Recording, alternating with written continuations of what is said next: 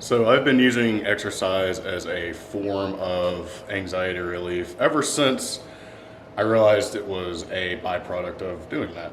I started off years ago just wanting to lose weight, started walking. I did this a lot over time, every single day for a long time. I got to the point where I was walking like 3 to 5 miles. I noticed that it was helping my anxiety at the end of the day because, I'd either be too tired to be worried about something or it's just generally, it just helped for whatever reason. There have been long periods in my life where I've forgotten that exercise helps my anxiety, especially if I have an injury. You get so caught up with that injury and worrying about when you can come back to start working out again that you end up in a deep cycle of anxiety and you don't remember how to get out of it. Exercise is one of these things that seems to be a practice, kind of like meditation, where it needs to be done as often as possible, in my opinion, if you want to see the benefits of it. I try to do some form of like workout other than walking 3 to 5 days a week. Otherwise, I'm still walking 5 miles a day to my day-to-day life. But I will say that this isn't perfect. No, nothing's ever perfect. Some days are just going to be worse in general for your anxiety. If you deal with it like I do, it's just one of those things. But it seems to be more of a benefit more often than not for me, and it may work for you too. My biggest recommendation for you is to just start off slow. If you're not working out now, or if you're not walking or really doing anything physical, just start with a 10-minute walk. If you're feeling anxious, become aware of how you feel, and then just go outside and just set a timer, walk for 10 minutes. It'll probably do a lot more than you think it will, and it's not going to be a 100% fix, but still I'd say it's at least a 65% improvement from where you were 10 minutes beforehand. So if you want to see some quantifiable evidence that this may or may not be working for you, what I suggest is to, after every workout that you do, whether it's, just a 10-minute walk or do some push-ups or you lift some weights, it doesn't matter. Just sit down after your workout and for 5 minutes and write down how you feel right now compared to how you did before you started your workout. You don't have to do this for very long. Just do it for a couple weeks, and this will give you the opportunity to look back and see what improvements you've made just from these small habits that you have now picked up. Because like I said, realistically, it could be a 10-minute walk. That could be the difference between you being worried about something all day and having your mind a little bit more free to explore what's going on there.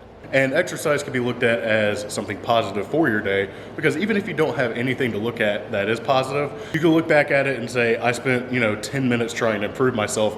I at least tried to help myself today. And I feel like that just takes off a small edge of everything, whether it's the pressure in your own head or the pressure around you. It does a lot to say that you're helping yourself. So just give that a shot. And I can't guarantee anything, but I can almost guarantee that it will likely help you. And if not, there's plenty of other tactics to help you out to get through this. Just like, I've been doing meditation for about a decade now. And when I first started, I started slow, but it quickly built up to me doing it for about an hour a day.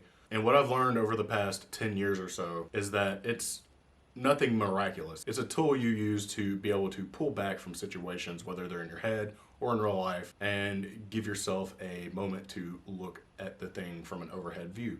It seems like you have 25 thoughts per second, and not every single one of those thoughts are important. Your brain's just firing new things at you constantly. And when I first started, I was probably doing it for upwards of an hour a day. Nowadays, I probably do 10 to 20 minutes just because it's easier for me to get it in. Because it is a practice. You have to do it over and over again to get better at it.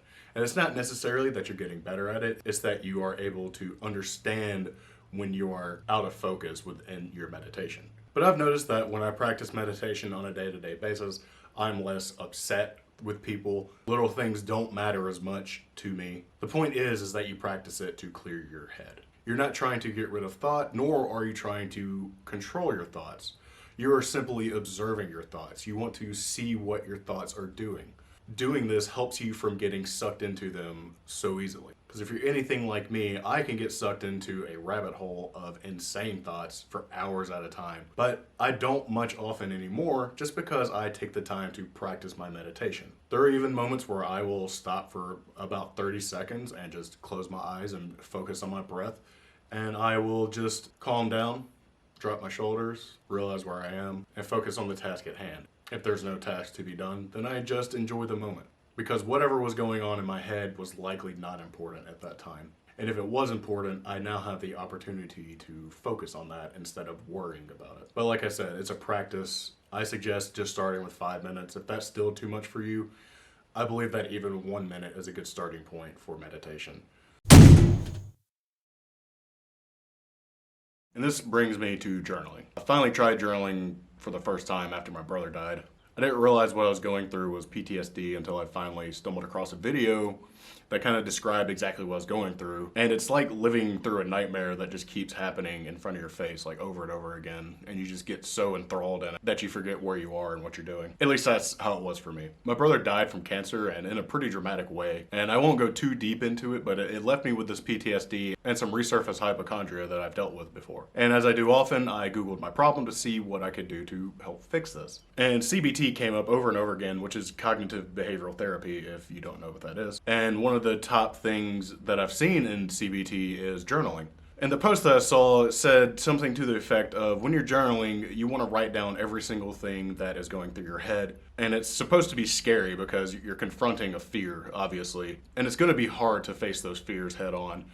I don't know if it's harder for anyone else than it was for me, but it was to the point where I just didn't want to have to deal with it anymore. So I just decided that facing that fear was better than living in the trauma even more. And so I did. I remember I was sitting in the Sonic parking lot when I was reading this article, and I just remember grabbing a little notebook that I had sitting in my car, and I just began to write. And as I was writing, I started crying, and there was people walking by me, but I just didn't care because it was therapeutic and I needed it. And I just kept going until I ran out of paper on the notebook. I was probably there for a good half hour just writing down things that were going through my head. But when I was done, I felt clear for the first time in months since my brother died. And it was an indication that this was something that could help me with other things. I just learned that it was such a powerful tool to be able to get the things that are in your head that are frightening you or causing trouble, just to get them out of your head and onto paper. There's no reason to hold on to these things if you can actually put them in words and get rid of them. Because the more you hold on to it, the more it's going to grow, and it's going to be this giant monster that eventually will come out, but you just never know when it will come out. So I'm just glad I found this tool, because otherwise I'd probably still be dealing with those issues now. And it's been 2 years since this happened.